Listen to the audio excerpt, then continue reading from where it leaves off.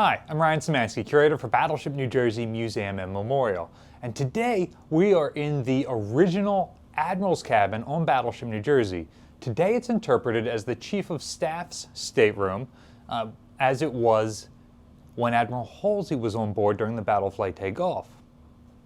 Originally, this was designed to be the Admiral's cabin, and it's what Admiral Spruance used when he commanded from New Jersey in 1944.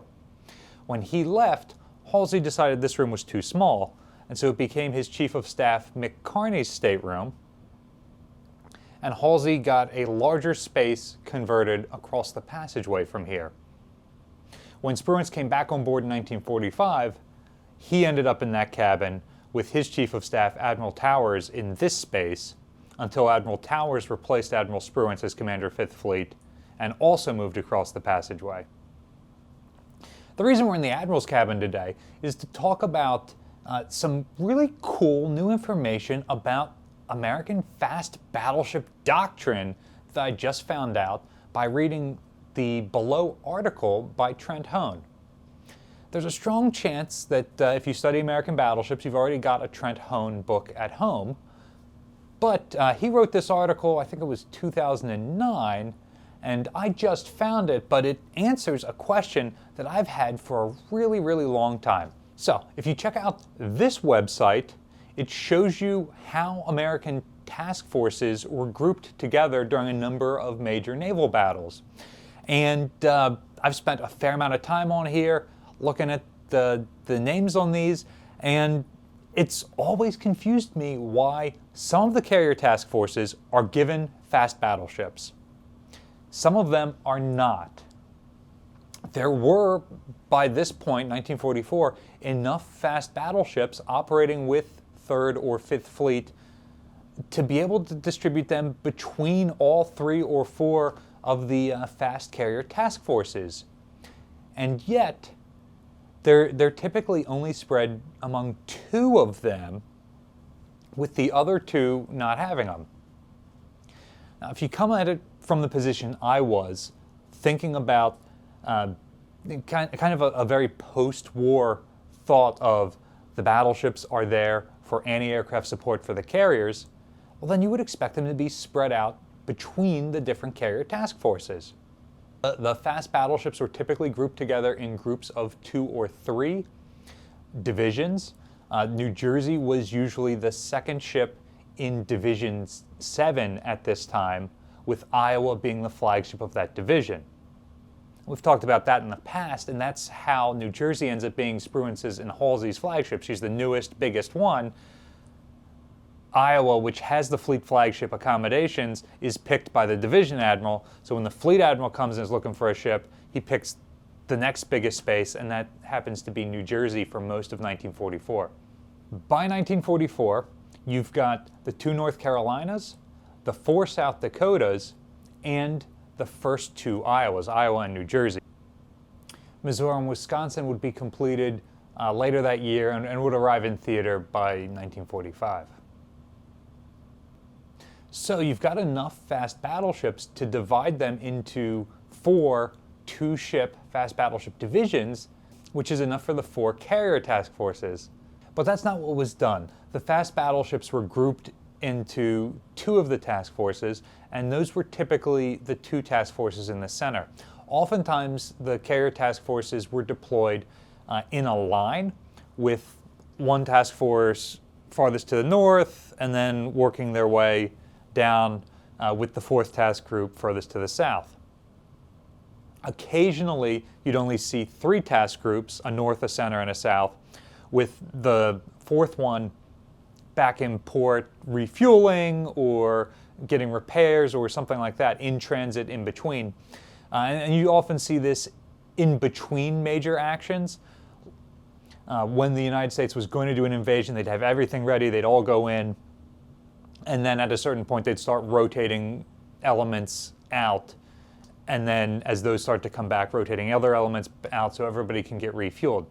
Now, sometimes the Japanese attack during these rotations. The Battle of Leyte Gulf, for example, comes quite a while after the initial invasions, and so Halsey has already started to swap out some of his fast carrier task forces by the time he realizes that the Japanese are retaliating. It really shows how the U.S. Navy was able to both maintain initiative and be the ones initiating these attacks, but also had superior intelligence on the Japanese. I don't mean like mental acuity intelligence, I mean like military intelligence.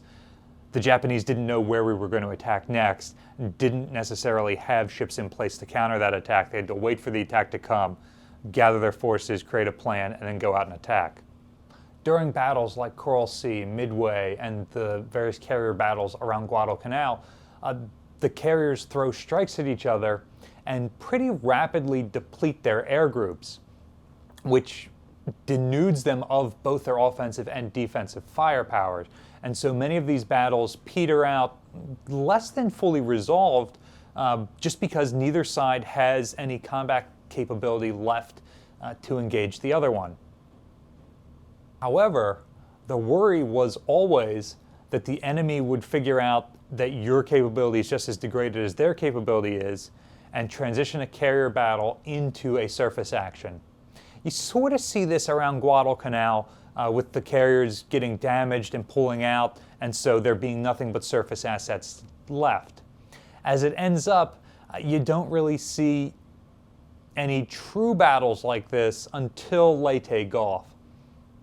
But that big concern was that the carriers will expend their energy disabling each other, the carriers would withdraw, but then each fleet still had their surface assets that they may continue to throw into the fight. So the key for Admiral Lee, who was commanding the battleships under Admirals Spruance and Halsey at this point in the war, was to keep his battleships relatively close together so they could form into a battle line. That is, taking them out from escorting the carrier groups and forming their own battleship groups. And that's not just pulling the battleships out. Certain cruisers and destroyers that were part of those escort screens also would go with the battleships for these engagements. By keeping the battleships in the two central task forces, it was easier for them to come together from those 2 points as opposed to trying to coordinate getting battleships from 4 different task groups coming all the way from north to south as opposed to just in the center. And so I think it's really interesting in an age when we think of carriers dominating the warfare that they still had doctrine and plans for using the battleships in combat and for pulling the battleships out if the Japanese came after our carrier task forces with their surface ships, and if our carriers were unable to launch strikes either because it was dark or because they'd already launched strikes and they'd lost so many aircraft that they didn't have enough combat power left, that the battleships would then form up and go and intercept this Japanese force and continue the action. Spruance actually does this at Truk Lagoon, and he takes Iowa and New Jersey and some other ships to go and destroy Japanese surface ships exiting the harbor. He discusses doing it during the Battle of Philippine Sea. In darkness, he can't launch his strikes, so he talks about having Lee form up his battleships and sail out towards the enemy. Lee declines to fight a night action because he hasn't really had a chance to train his battleships together as a group or train in surface action because they have been operating as escorts for the carriers so much. It is again discussed doing this off Okinawa as a way to sink Yamato, but they decide to launch carrier strikes instead. It is actually done during the Battle of Leyte Gulf.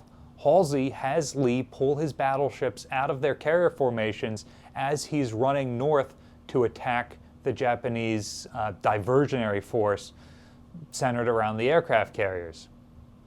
The idea is airstrikes will disable the Japanese ships and then the surface ships will come in and sink everything that's left.